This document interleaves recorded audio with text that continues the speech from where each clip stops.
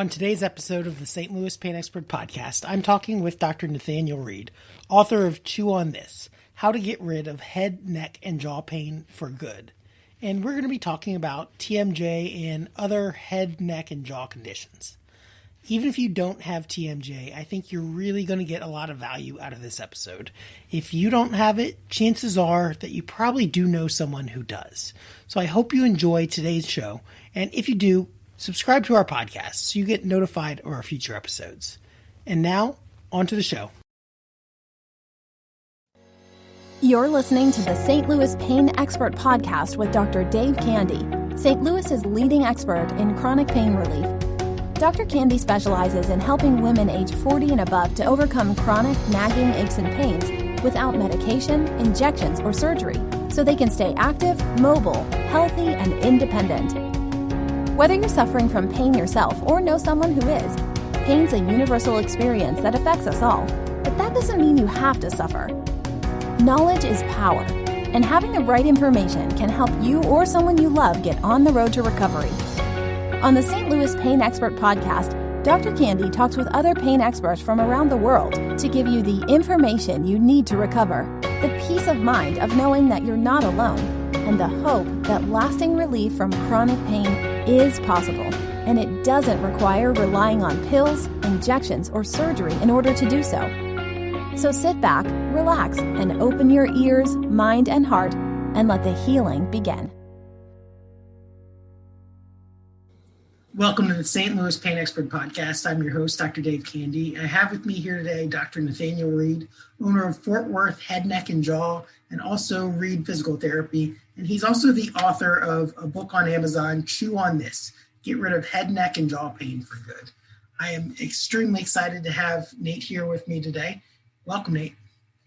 I appreciate it. Thanks. I really am excited to be on here, and really honored to be on your podcast. I know you've got a really good little following going here, so thanks for having me. You're welcome. So you specialize in head, neck, and jaw conditions, and TMJ and TMD is a big one. Can you explain to people who may be a little less familiar? I think a lot of people have heard of TMJ, but what exactly TMJ and TMD are? So TMJ is just the abbreviation for a temporal mandibular joint. So it's just a fancy word for your jaw joint. So when somebody says I have TMJ pain, they're basically saying that I have pain in my jaw. And then when we talk about TMD, temporal mandibular dysfunction, we're actually talking more about there may be a specific thing going on. Maybe there's the disc in your jaws causing some issues and blocking when you open and close your mouth. So that's used probably more in the medical field for it's kind of a generic diagnosis for something's going wrong in there mechanically. Many times is what a doctor will use it for. We see a lot of TMJ and TMD in my practice as well. And a lot of the times the people that we've seen, they've been suffering with it for a long time before anyone figured it out or before they got treatment for it. How long do you typically see of a delay in your practice before people get treated? Yeah, that's a great question, Dave. We have probably, most of our patients actually probably see us sometimes years after the fact, and a lot of times, especially if they've got headaches linked with it and maybe some neck pain as well. Sometimes they're getting these really severe headaches, and the TMJ, the head, neck could all be sources of it. And so a lot of times they go and get a lot of MRIs and CT scans, and they've probably been on migraine medication. So sometimes we're the last person that they see, and they've really had nothing working for them. So we get that quite often. We do have some that are very aware of what's going on, and we see them maybe a little bit sooner. Maybe they've used Google to educate themselves. But the reality is, and I know in Fort Worth, we're the only certified head, neck, and face specialty clinic. So we're the only ones that do it in the area. And I think it's maybe just there's not a lot of us around. So a lot of times there's just not enough information out there. And I think shows like this do a great job of trying to help educate others on what are some possible conservative ways to take care of something like this. mentioned headaches. Are there a lot of people that come to you thinking that they're coming in for a headache or migraine, and you end up finding that the source of it is in their jaw, or do people usually come to you knowing that they have a jaw problem? They it depends on the patient, but some of the patients realize I think it depends on the patient. Some of the patients realize that they may be getting like a tension related headache, that maybe they've been clenching at night, jaws getting really tight, and they're pretty aware that that they can feel it around their temples, and they're pretty sure that it has something to do with their jaw. Maybe they've already been told by a dentist that they're beating up their teeth, and they've maybe have already been given a splint guard to avoid beating up their teeth more. But then we have some that they're totally dumbfounded by the symptoms, and they probably just got referred to us through we work with oral surgeons, dentists, physicians that we're getting more well known in the local area. So when they get these weird symptoms, they're not sure if we can take care of them where they're coming from, but they come to us because, hey, I'll do anything to get these better, because people with these conditions, it's debilitating. These individuals can't function in many instances. So they're just coming with, hey, tell me if there's anything you can do. I heard that you're the headache guy or the TMJ guy. And so we try to guide them as to what the source of their problem is and help them find a solution. Yeah, for people who don't suffer from TMJ, you wouldn't think the jaw joint would be such a big issue, but you use it to eat, to talk, to smile. Pretty much everything we do, we're moving that joint constantly. Yeah, that's a great point. The people that when they come, by the time they get to me, it's a done deal. They're ready to get better. They a lot of times, like you're saying, can't eat. Food is one of my big motivators. I always say I'm food motivated, and a lot of these individuals can't eat, steak. They can't bite into apples because they can't get their mouth wide open. They can't chew on anything like a sandwich. Many of my patients are, kind of turn into almost like a soft food diet. Can't have certain candies and certain, if they eat peanuts or anything that really makes their jaw, they can't eat. And then, of course, if somebody has a job like a teacher who has to talk a lot, it's severely debilitating. And when I actually got into this area of physical therapy, wasn't where I thought I would originally go. But when I first became a physical therapist, I actually had a very stressful job that I had gotten a part of, and it was not a good job, and it was so much stress. So I started to get severe head, neck, and face pain. Got so bad I ended up having to quit a job, and it was the first time I really felt that the depressed kind of look what this pain has done to my life. It's made me quit a job, and this was right after I got promoted at this job that was causing me a lot of stress. I got promoted to be the district manager in that area, and so it was a very exciting moment. But at the same time, I couldn't fulfill it, and so it led me down a whole other path of trying to help people with head, neck, and face pain, because I know it can be so debilitating. Is that what spurred you to go on and get further education in this area? Yeah, actually, I actually, the next job that I got was a lady that treated head, neck, and face pain, and had a certification through St. Augustine. St. Augustine, it was designed by a therapist. The program over there was designed by a guy named Dr. Roccabato. He was kind of the major founder of this type of physical therapy. And so she went through that certification program and got me better. I was working and getting treated, and completely changed my life. So I ended up getting certified in the same thing that she ended up getting certified, and just spending a ton of my time working on her patients. And then eventually, years later, branched out and eventually opened Ried Physical Therapy with the intention to help those people, and knowing that I would open a specialty clinic with head, neck, and jaw was kind of the next jump. Now, having experienced this yourself and seeing lots of different cases of it, what are some of the different symptoms of TMD that people might experience?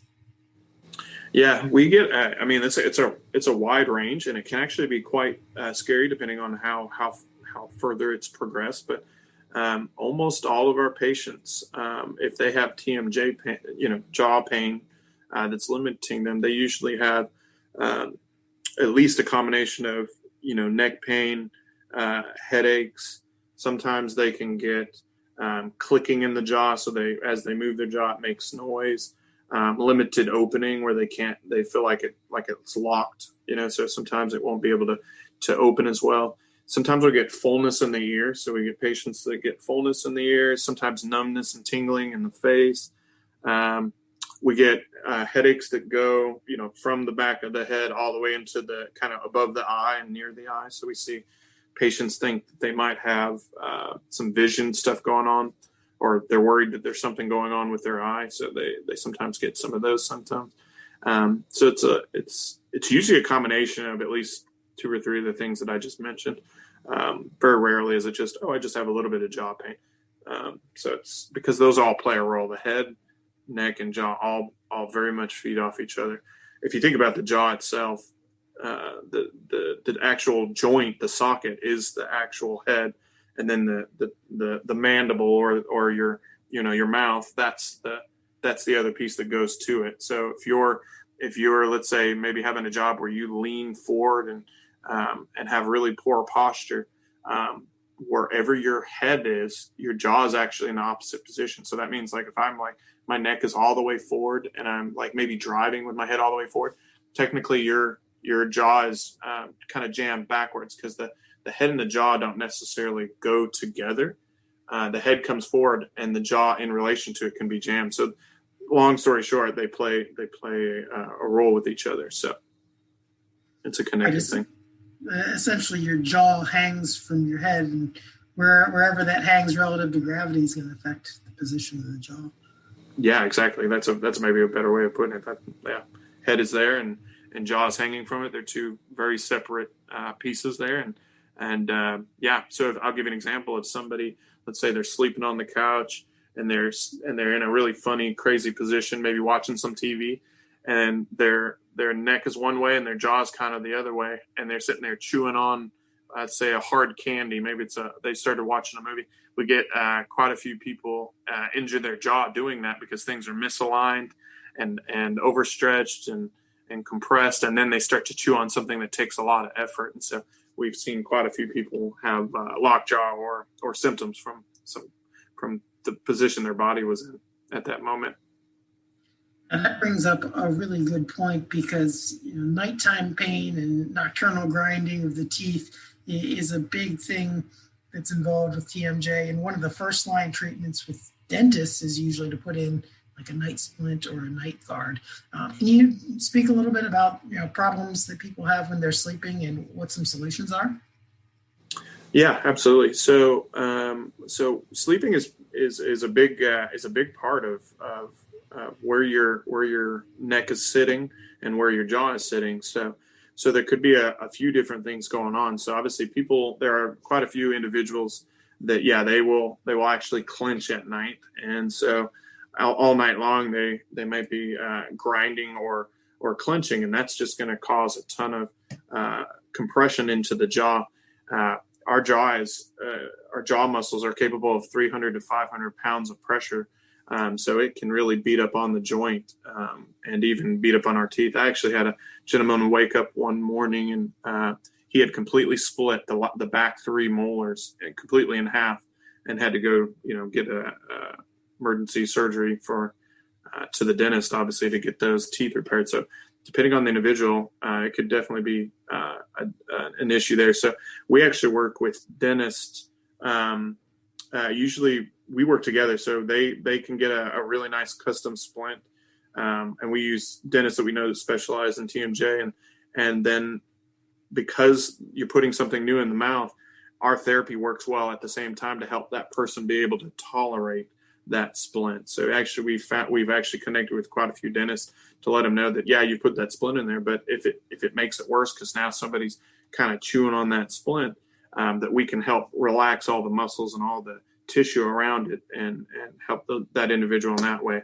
And then the other thing that we do at our clinic is we do pillow fittings. We use a company that is called Pillowwise, and we actually fit them for a pillow, because a lot of times you should see the crazy ways that people sleep. And I'm sure it's nothing new to you, Dave. I know you work with these clients quite often, but people sleep in all kinds of weird positions that can directly affect their jaw. For instance, if you're sleeping face down, you are more likely to have disc displacement. In other words, the little disc that's in your jaw could move forward. The research shows that you're more likely to have disc displacement if you're face down, because you're going to be putting compression through your jaw while you're laying on your stomach. So we've got to retrain the individual on what it should look like, and then make sure that they're sleeping with the right pillow. So we have a custom fit, and people have really liked working with Pillowwise and us, and figuring out their sleeping, because many of their symptoms can go away with that kind of knowledge.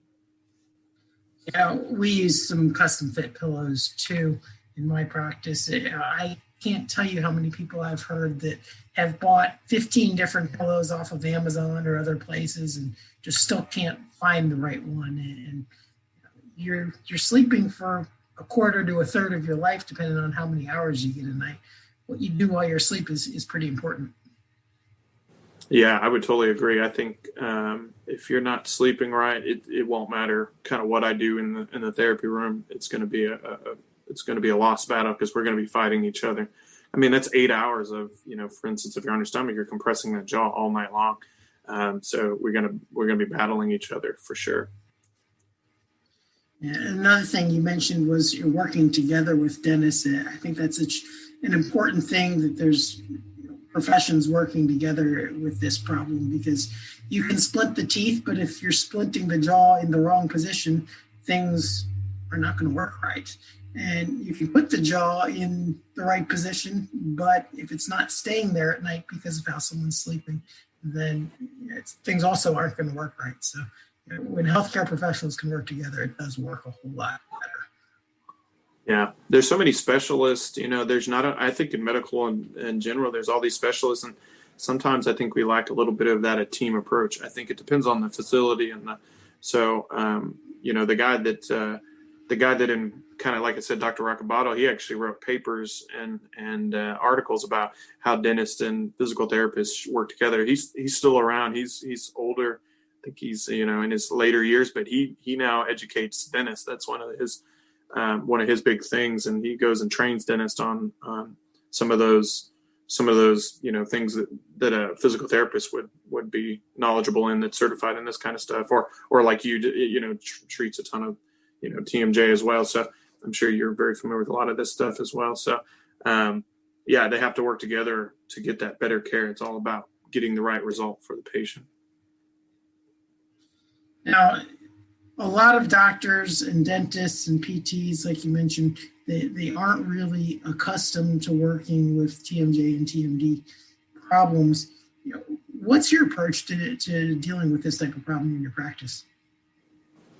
So, like, you're asking if the individual is not wanting to work with you, what do you do about it? No, a lot of doctors and dentists, or even PTs, really aren't trained in how to treat TMJ.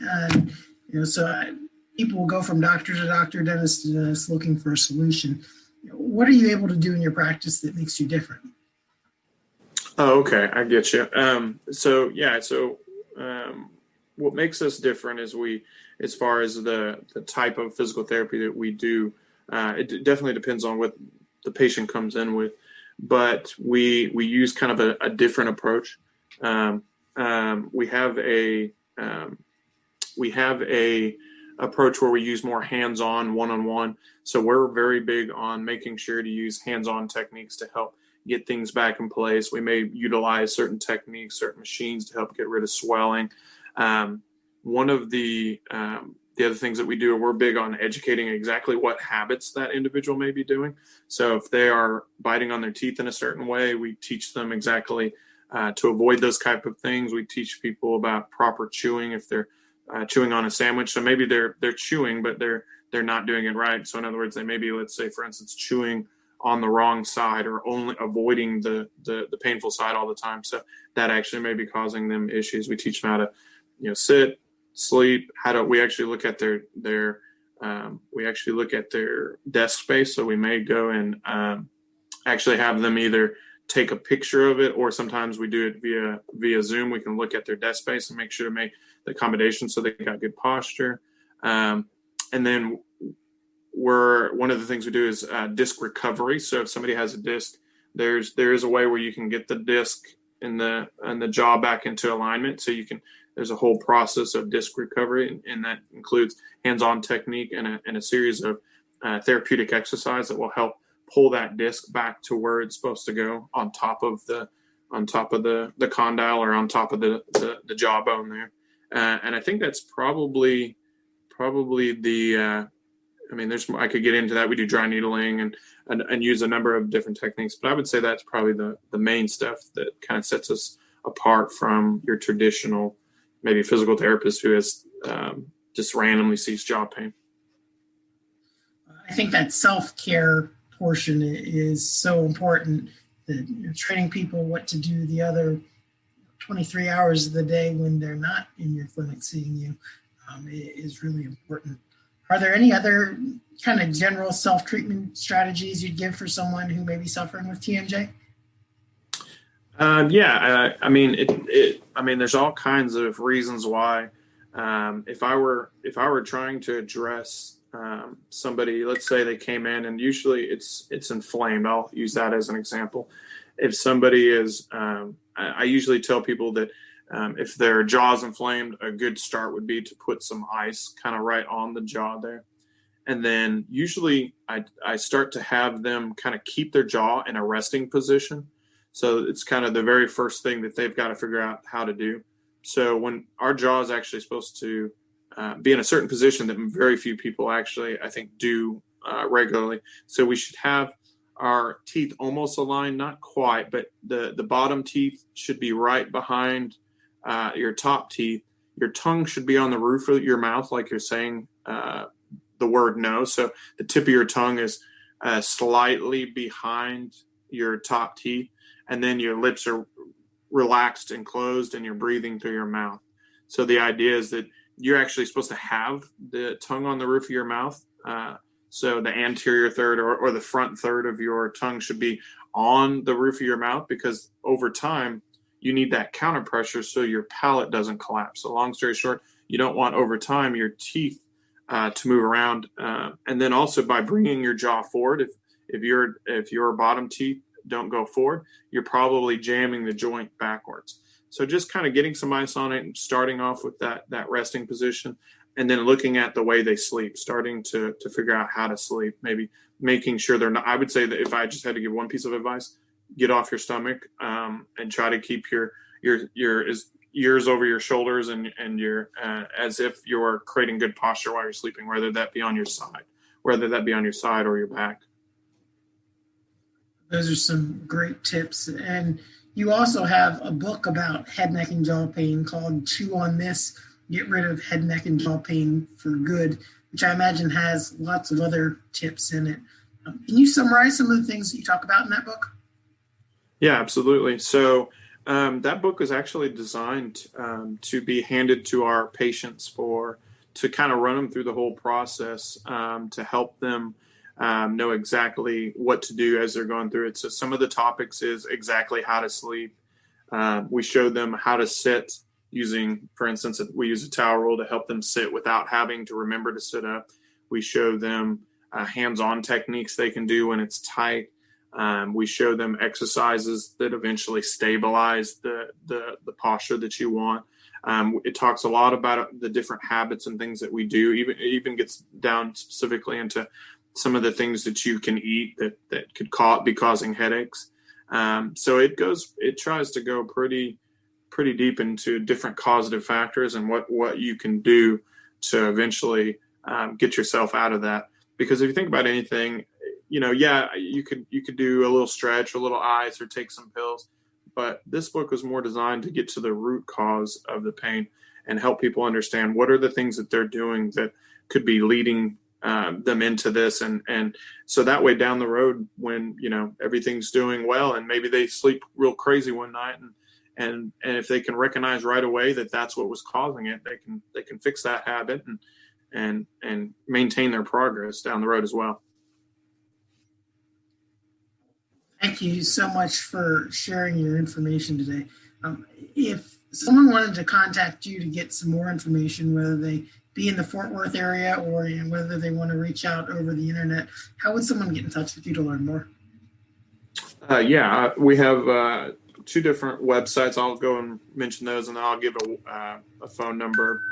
But our website it's Ried PT, like RIED, kind of spelled odd. Ried PT, RIED, and then PT like physicaltherapy.com. And if the book, the Head, Neck, and Face, Amazon, they can find that right on that front page. You just go down a little bit and you can click on it to get to the book link. And then if Fort Worth Head, Neck, and Jaw it's FW like Fort Worth, and then head. I call it minus sign. Is that hyphen? I guess. Head.